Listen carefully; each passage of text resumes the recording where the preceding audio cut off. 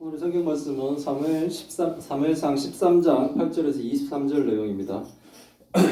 한 절씩 교독하겠습니다. 사울은 사무엘이 정한 기한대로 이레 동안을 기다렸으나 사무엘이 길갈로 오지 아니하매 백성이 사울에게서 흩어지는지라.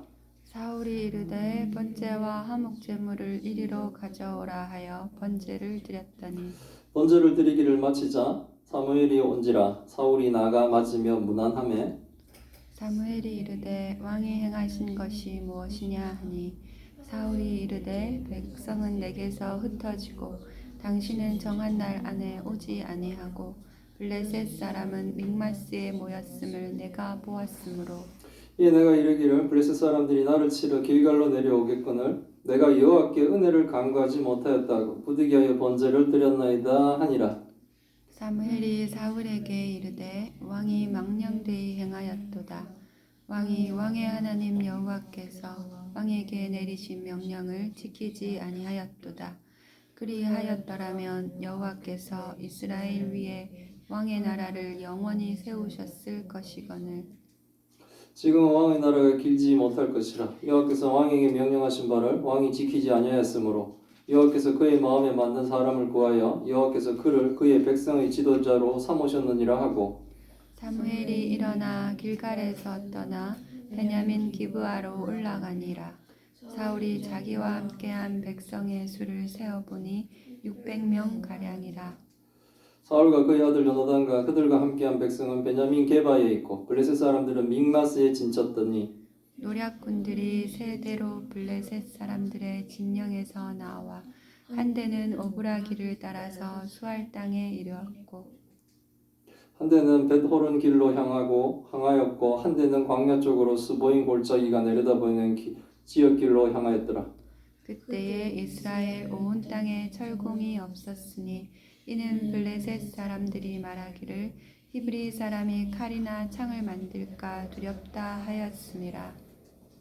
온 온 이스라엘 사람들이 각기 보습이나 삽이나 도끼나 괭이를 벼리려면 블레셋 사람들에게로 내려갔었는데 곧 그들이 괭이나 삽이나 쇠스랑이나 도끼나 쇠채찍이 묻을 때에 그리하였으므로 너를 싸우는 날에 사울과 요나단과 함께한 백성의 손에는 칼이나 창이 없고 오직 사울과 그의 아들 요나단에게만 있었더라. 블레셋 사람들의 부대가 나와서 믹마스 믹마스 어기에 어기에 이르렀더라. 아멘. 예, 오늘은 믿음이 없는 자는 불순종한다라는 제목으로 말씀을 나누려고 합니다. 사울왕이 이제 사울이 왕이 된 지 2년째에 이제 사울왕의 아들 요나단이 게바에 있는 이 블레셋의 수비대를 공격하죠. 이 일로 이제 블레셋은 병거가 3만이요, 마병이 6천이나 되고 군사는 뭡니까? 해변에 모래만큼 많은 수많은 군사를 데리고 이스라엘과 전쟁을 하기 위해 믹마스 동쪽에 진을 치게 됩니다. 이 블레셋의 어마어마한 군대, 이 어마어마한 군대 규모의 이스라엘 군대는 겁을 먹었고 굴과 수풀과 바위 틈에 숨거나 심지어는 뭡니까? 요단 동편까지 도망가는 사건이 벌어지게 됩니다. 악한 것은 뭐였습니까? 블레셋이었죠. 이스라엘 진영 깊숙이, 이스라엘 땅 깊숙이 들어와 수비대를 주둔시킨 이 블레셋이 악한 것임에도 불구하고 선과 악의 싸움에서 악인들이 거대한 군대의 모습에, 군대의 규모에 이스라엘 군대는 뭡니까?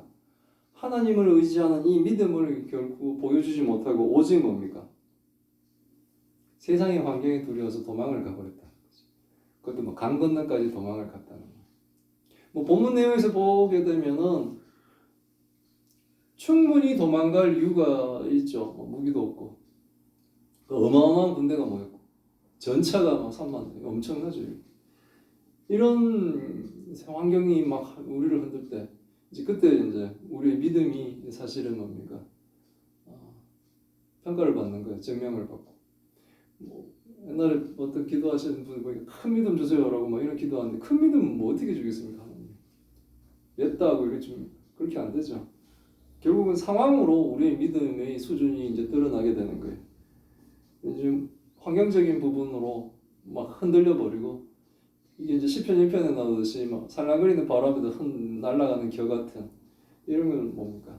믿음이 없다라고 얘기해요. 믿음이 없다라고. 평화시에는 아무도 몰라요. 다 좋은데 어떻게 알겠어요? 다 좋을 때는 서로가 좋은데 근데 위기 때 이제 드러나요. 친구도 항상 좋을 때야 뭐 항상 뭐 둘도 없는 친구죠. 그런데 위기 때 그 친구가 내 편인가? 아니면 뭡니까? 나를 외면하는 거가 드러나는 거예요. 그럼 이때까지 온 건 뭡니까? 진실한 우정이었을까요? 아니죠. 뭐가 이득이 맞으니까 어울리게 되는 거죠. 그런 식으로 되는 거예요. 그래서 이제 13장의 8절 중간부로 이제 넘어가면서 그런 상황에서 지금 사울이 사무엘을 기다리는데 오기로 한 1회 동안 이 사무엘을 기다렸습니다. 사무엘이 내가 7일 뒤에 오면은 그때 이제 제사 드리고 하나님의 은혜 도움을 받아 우리가 뭡니까? 하나님이 전쟁에 능하신 신이 그 왕이지 않습니까? 사실 이스라엘 다스리는 왕이 하나님이시죠. 왕이 뭡니까? 우리를 지키실 것이다라는 거죠. 그런데 1회 동안 사무엘을 기다렸는데 안 오는 거예요. 길갈로 오질 않습니다. 사무엘이 어디가 있었는지 모르겠습니다. 대규모의 적이 눈앞에 있는데 그 자체가 두렵죠. 근데 하나님의 말씀을 전하는 사무엘이 오지 않는 것에 백성들은 뭡니까? 더 동요가 되겠죠. 왜 사무엘도 안 오지? 막 그렇게 되겠죠. 그들이 막 이 백성들이 느끼고 막 군사가 뭡니까? 잔뜩 몰렸는데 자기가 상비군으로 가지고 있는 군사가 뭡니까? 3,000명 정도인데 그들도 막 이렇게 도망가기 시작해요. 각 지파에서 몰렸던 사람들도 막 도망갔는데 이제는 자기를 늘 상시 지켜야 될 군인까지 막 도망가는 안타까운 현실이 이제 사울왕에게 벌어지고 있는 겁니다. 사울왕 입장에서는 뭡니까? 초조하겠죠. 초조합니다. 우리도 뭡니까? 현실적인 부분은 초조하죠. 어떤 시험을 준비해서 공부하고 있는 학생들에게 그 합격이 보장된 게 아니니까 두렵죠. 두려운데 자꾸 뭡니까? 그 시간 공부해야 되는데 예배 나오라 그러고 이러면 뭡니까? 그 시간에 공부를 해야 되는데라는 생각이 들죠. 하나님 안 믿는 애들은 더 열심히 할 건데 이런 생각도 해가면서 막 그때 막 흔들리고 뭐가 믿음이죠. 다 타협해버리고 다 양보해버리고 그럼 나중에 심판 때 가서 내가 하나님을 믿었습니다라는 증거는 뭐죠? 우리한테는 나타나는 게 뭐 작은 이득, 이문, 돈 이런 거 밝히면서 남들이 막 저렇게 하고 있으니까 자기도 적당히 속여가면서 막 이렇게 해야지만이 이거 운영하지 않겠습니까? 그러면 뭐죠? 믿는 자와 안 믿는 자의 차이가 정신적인 지주와 같은 이 사무엘이 오지 않고 있습니다. 약속된 시간이 되어도 오지 않습니다. 백성들은 불안을 느끼고 도망갑니다. 초조하고 두렵겠죠. 이럴 때일수록 뭡니까? 결국은 믿는 자, 안 믿는 자의 차이점은 뭡니까? 하나님을 믿느냐, 아니면 뭡니까? 세상처럼 사느냐. 이런 갈림길이 우리의 인생에 계속 있습니다. 그때마다 세상적인 타협을 하면 계속 뭡니까? 결국 불신자입니다를 증거하는 게 되는 거겠죠. 하나님을 믿으며 하나님을 의지하며 하나님께 순종해야 되는데 사울왕은 앞에까지는 좀 잘해왔는 이 사울왕은 이제부터 뭡니까? 불순종의 길을 걷기 시작합니다. 사울이 이르되 번제와 화목제물을 이리로 가져오라 하여 번제를 드렸더라. 사울은 사무엘을 더 이상 기다리지 않습니다. 번제와 화목제물을 가져오게 합니다. 하나님께 번제 제사를 드립니다. 하나님께 제사 드리는 게 뭐가 잘못인가요? 잘못이죠. 왜? 당시의 율법은 하나님이 정한 법은 제사는 누가 드립니까? 제사장이 드리는 거예요. 레위 지파 제사장이 드리는 거예요. 근데 사울은 베냐민 지파 왕 출신입니다. 그러니까 뭐 사울이 제사를 드릴 수가 없어요. 다윗도 제사를 드리지 않습니다. 왜냐하면 그거는 하나님이 정한 자들이 있기 때문에 그런 거예요. 율법을 어기는 겁니다. 그리고 사무엘이 올 때까지 기다리는 것이 뭡니까? 사무엘 개인이 인간적으로 날 좀 기다려줘라고 얘기한 것이 아니에요. 사무엘이 하는 말은 하나님의 명령이에요. 성경을 통해 이렇게 가르쳐지고 있는 이것들, 이게 목사의 개인적인 주장이 아니라면 하나님의 말씀이죠. 우린 지금 하나님의 말씀을 배우고 있죠. 이 사건을 통해서도 우리가 듣는 건 뭡니까? 하나님의 음성을 듣는 거예요. 율법을 어깁니다. 사울은 백성들이 자기를 떠나는 것이 두렵고 눈앞에 있는 적들이 두려워서 하나님께 불순하면 그것도 뭡니까? 백성들 앞에서 왕이 하나님의 말씀을, 하나님의 명령을, 하나님의 율법을 어기는 것을 그대로 다 보여줍니다. 공개적으로 하나님의 선택을 받은 사람이 이제는 공개적으로 백성들 앞에서, 하나님의 백성들 앞에서 하나님의 율법을 거스르는 일을 그대로 다 보여주는 겁니다. 사울이 드린 건 믿음이 아닙니다.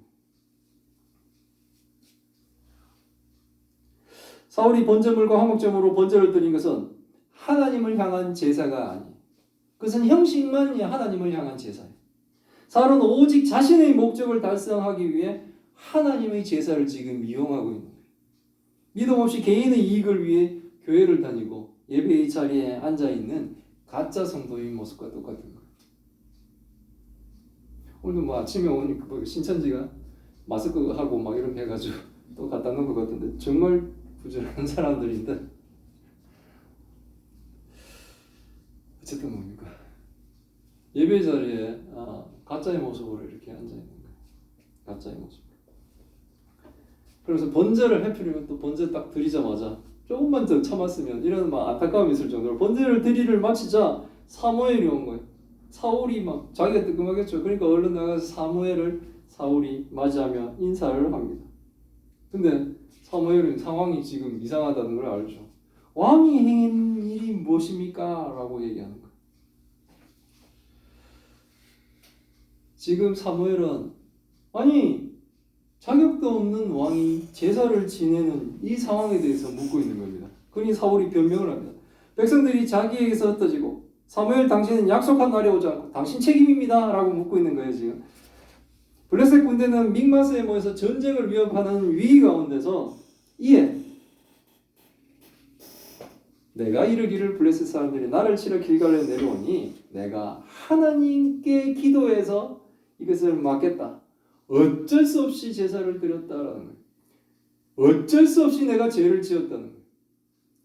모든 상황들을 보면 어쩔 수 없이 내가 하나님을 잠시 외면할 수밖에 없어요. 내가 어쩔 수 없이 죄를 지었다. 죄는 변명이 되지 않습니다. 죄는 죄인 거예요. 사울이 보니 블레셋 군대가 자신을 치러 길갈로 곧 내려올 것 같고 이거 엄청난 위기라는 거죠. 이런 위기 속에서 자신이 여호와께로 은혜로 간구하지 못하기 때문에 어쩔 수 없이 자신이 번제를 드렸다. 왕이 지금 무슨 짓을 했냐는 질문에 사울은 율법을 어기고 하나님께 순종하지 못한 잘못에 대한 반성과 회개가 없이 오직 뭡니까? 개인의 변명만 늘어놓고 있는 거예요. 우리가 하는 모습이죠. 어쩔 수 없었다 상황이. 맨날 그런 얘기하죠. 잘못을 해놓고 어쩔 수 없었다라고 얘기하죠. 잘못에 대한 우리의 변명은 뭡니까? 만 가지가 넘을 수 있죠. 근데 뭡니까? 결론은 죄는 죄라는 겁니다. 잘못은 잘못이라는 거예요. 사울이 드린 제사는 하나님을 향한 제사가 아닙니다. 사울이 드린 제사는 철저히 개인의 목적 달성을 위한 개인의 제사입니다. 그런데도 불구하고 사울은 자신의 잘못을 인정하지 않습니다. 사울이 한 말 중에 부득이하여라고 하는 이 본문의 말은 자신을 변명하며 자신을 지키려는 의도가 가득한 단어입니다. 자신은 순종하려고 했는데 어쩔 수 없이 불순종할 수밖에 없었다는 의도가 부득이하여라는 말에 들어있습니다. 내가 하나님께 순종하려고 했는데 어쩔 수 없이 내가 어길 수밖에 없었다. 내가 저 사람을 속이지 않으려고 했는데 어쩔 수 없이 속일 수밖에 없었다. 내가 거짓말 안 하려고 했는데 어쩔 수 없이 거짓말을 하려고 했다. 내가 어쩔 수 없이 이 얘기를 하고 있는 거예요. 이게 바로 불순종하는 자의 변명에 사용하는 단어예요. 자신의 잘못은 없다는 거죠. 상황이 그렇다는 거죠. 이게 죄인들의 모습이에요. 사실 사울왕의 구구절절한 변명을 통해 사울이 잘못했으면 우리는 뭡니까? 더 짐작할 수 있죠. 이 사람 자기가 잘못했구나. 자신이 잘못했으니까 자꾸 구구절절한 변명을 하고 있는 거예요. 사울은 사무엘을 통해 전해지는 하나님의 말씀을 기다리며 순종해야 되는 왕임에도 불구하고 개인의 상황에 따라 하나님께 불순종하며 외형적인 종교 행위로 하나님을 움직일 수 있다고 생각하는 거예요. 이게 교회를 다니는 사람들에게 치명적인 죄입니다. 내가 하나님을 조종할 수 있게, 내가 하나님을 감동시켜 하나님으로부터 받아내겠다는 것. 이건 저한테도 엄청난 유혹으로 많이 다가왔습니다. 내가 어떻게 정성을 들이면 하나님이 어떻게 해주실까? 이게 바로 우상들이 인간들에게 요구하는 거예요. 그래서 뭡니까? 오늘도 아픈 무릎들을 이끌고 노인들이 갓바위로 올라가는 거예요. 이 정성이면 저 돌 돌부처가 뭔가를 해주겠다고 생각합니다. 그걸 우상들이 요구하는. 교회도 이런 식으로 다니면 안 됩니다. 아닙니다. 우리는 은혜를 받았기 때문에 움직인 자들이에요.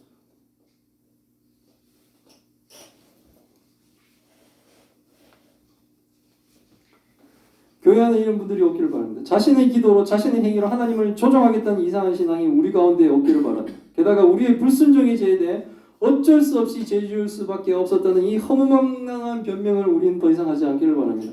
죄는 그냥 죄입니다. 죄는 그냥 잘못된 거예요. 변명의 여지가 없습니다. 12장에서 하나님의 백성은 물론이고 왕도 하나님께 순종해야 된다고 말씀하였음에도 불구하고 사울은 전혀 뭡니까? 하나님께 순종하지 않았으며 그리고 또 뉘우치지 않는 거예요. 다윗도 죄를 지었죠. 다윗도 불순종을 하죠. 근데 이 사울과 다윗의 그러니까 신자와 불신자의 차이점은 극명하게 드러나는 게 뭐냐면 다윗은 바로 하나님께 엎드리는 거예요.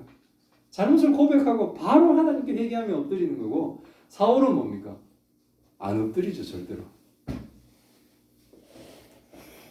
합당한 이유가 있지 않습니까? 지금 하고 하나님께 따지고 있죠. 내가 죄를 지을 수밖에 없는 합당한 이유가 있지 않습니까? 라고 지금 합니다.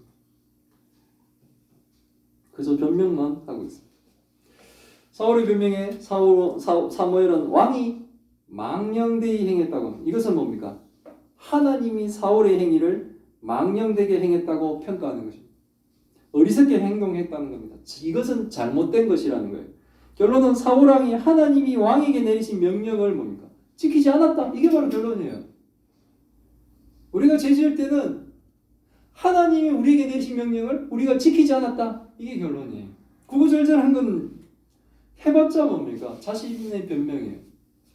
아무리 잘못된 것을 아무리 똥덩어리를 예쁜 종이에 예쁜 상자에 포장해도 똥이에요. 만약에 하나님의 명령에 순종하고 사무엘을 기다렸다면 이스라엘 위에 사울 왕의 나라를 영원히 하나님이 세우셨을 것이다. 이거는 하나님이 계속 얘기하는 거예요. 순종하는 자에게 하나님이 복을 주시고 불순종하는 게 하나님이 징계하시겠다. 벌을 내리 심판하시겠다는 거. 이것은 계속 똑같은 얘기예요. 하나님이 한 번도 그 마음을 변경하신 적이 없어요.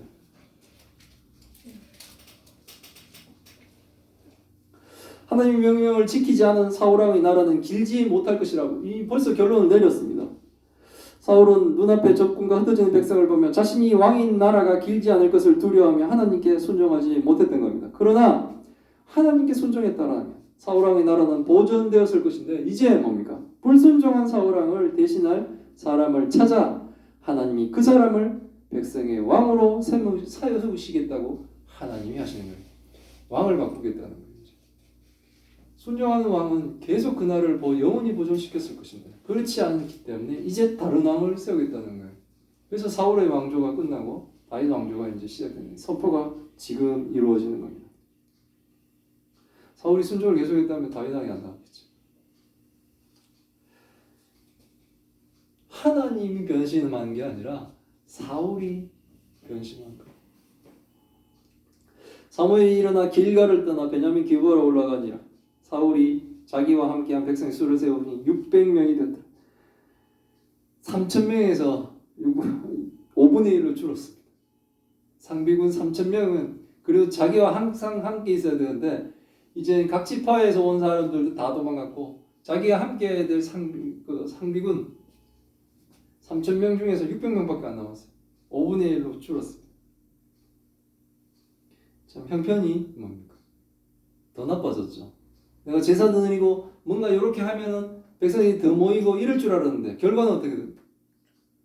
안 좋은 쪽으로 가는 거예요. 하나님과 동행하지 않고 내가 잠시 저쪽으로 가면 나을 것 같아서 막 하지만 실질적으로 결과는 더 안 좋아지는 거예요. 하나님과 동행하는 것이 더 불리할 것 같지만 사무엘을 기다리고 있는 것이 더 불리할 것 같지만 그쪽으로 했다면 하나님이 지켜주셨을 건데 상황은 뭡니까? 3,000명 중에 600명밖에 안 남은 거예요. 사울과 그의 아들 요나단이 그들과 함께한 백성은 베냐민 게바에 있고 블레셋 사람은 믹마스에 진을 치게 됩니다. 게바라는 곳이 믹마스하고 한 2km 정도, 2-3km 정도 떨어져 있는 거예요. 여기 지도에 보시면 여기 화살표가 보이나요? 이렇게 이거 제가 하는 화살표가 화면에 떠요? 안 뜨죠?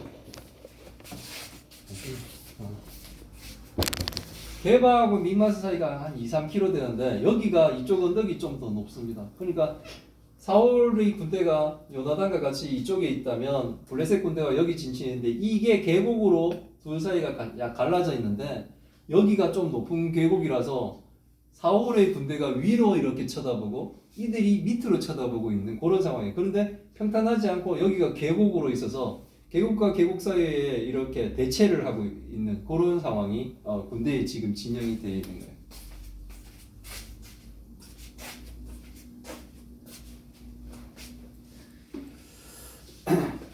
이제 블레셋 군대가 또 지정들을 나눠 이제 이스라엘을 공격하기 위해서 준비를 하고 있습니다.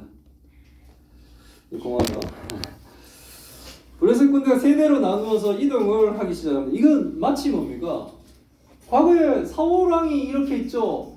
암몬에 나하스가 공격했을 때 사울 왕이 뭡니까? 세대로 나누어 가지고 그렇게 막강했던 암몬의 나하스 군대를 뭡니까? 아주 여유 있었죠. 암몬 왕이 협상하러 오려고 그러면 한쪽 눈 빼고 오라고 그러고 내가 잠시 시간을 주면 전령을 보내 군대를 좀 모으겠다고 그러는데 뭐 시간 줄 테니 한번 모아봐라 할 정도로 막강한 군대. 하지만 뭡니까? 하나님과 동행한 사울 왕일 때는 군대를 세대로 나누어서 암몬의 나하스를 아주 막 전멸시켜주지 않습니까? 이랬던 모습이 지금은 블레셋이 지금 그 작전을 막 쓰고 있는 거예요. 성경은 이야기가 이제 좀 전환됩니다. 19장. 당시 이스라엘 상황을 설명하는데 그 당시 이스라엘에는 뭡니까? 철공이 없었다. 철을 다루는 기술자가 없었다고 합니다. 이 말은 당시 이스라엘에 철을 다루는 기술자가 없어서 블레셋 사람들이 히브리 사람들이 칼이나 창을 만들까 두렵다. 이것은 뭡니까? 아직 이스라엘은 칼이나 창을 만들 수 있는 철 기술자가 없다라는 뜻이에요. 그러니까 지금 이 대치 상황만 봐도 이스라엘과 블레셋 사이에는 상당히 전력적인 차이가 있는 거예요. 같은 수를 해도 이스라엘이 불리하면 블레셋은 철기 무기를 가졌고 이스라엘은 그렇지 못한 상황입니다. 어느 정도로 없었냐면 이스라엘이 철공이 없어서 보습이나 삽 이렇게 농기구들이 칼날이 무뎌지면 이걸 수리하려고 그러면 어디까지 가야 되냐면 블레셋까지 가서 갈아오는 거예요. 그만큼 이스라엘 땅엔 지금 이 무기를 만들 수 있는 철무기를 만들 수 있는 기술자가 없고 산업이 그렇게 발전되지 않은 상황이에요. 그래서 지금 이 대치하고 싸우려고 하는 이 날에도 전쟁할 때도 지금 칼든 자가 사울왕하고 요나단밖에 없다는 거예요. 백성들은 그럼 뭘 들겠어요? 지금 뭐 농기구 같은 그런 것들 좀 들고 있겠죠. 그러니까 무기 체제로 보면 이스라엘이 상당히 불리하다는 거예요. 근데 이거는 뭡니까? 암몬왕 나하스하고 싸울 때는 뭐 이 상황이 좋았겠습니까? 그때는 어떻게 승리했겠어요? 그때도 똑같은 무기 가지고 지금 상황과 똑같은 무기 가지고 암몬의 나하스 왕과 싸워서 승리한 거예요. 왜? 하나님이 함께 하셨기 때문에. 하나님이 승리를 주셨기 때문에.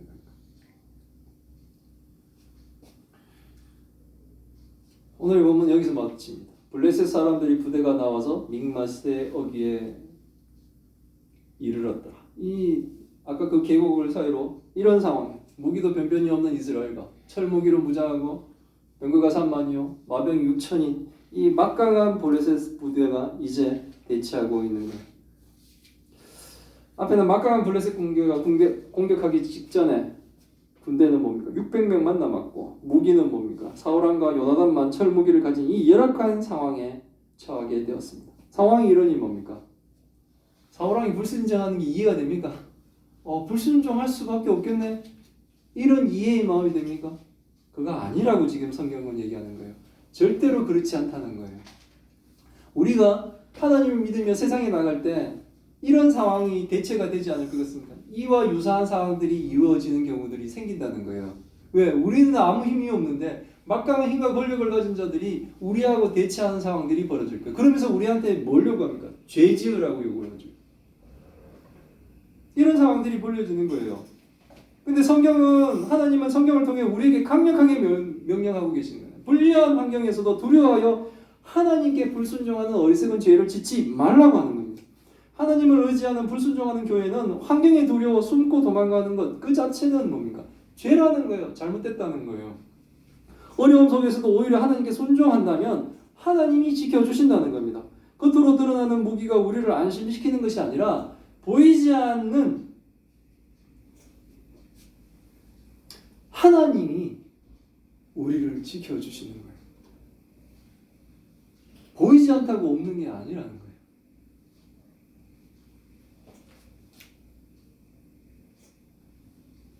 하나님은 반드시 계십니다. 그걸 믿으니 우리가 지금 여기 오지 않습니까? 그런데 위기 때는 왜 하나님 계신 걸 우리가 자꾸 놓치려고 하죠?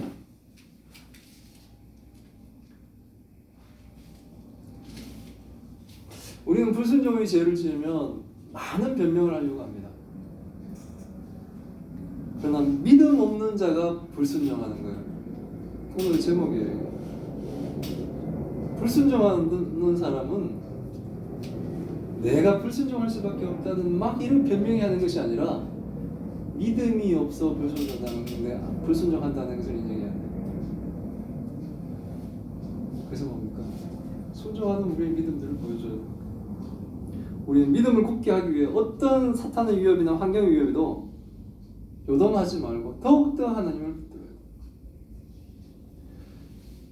하나님을 믿기 전에 제가 드라마나 이런 데서 의사가 나온 드라마에서 보호자한테 나와서 이제 우리에게 남은 것은 신께 기도하는 것밖에 없습니다. 이런 얘기하면 뭔가 그 상황에서 이렇게 탁 절망하는 이런 모습으로 보였어요. 저도 그때 드라마에서는 그런 식으로 봤었어요. 근데 내가 하나님을 믿어보니 우리가 이제 하나님께 기도할 일만 남았습니다.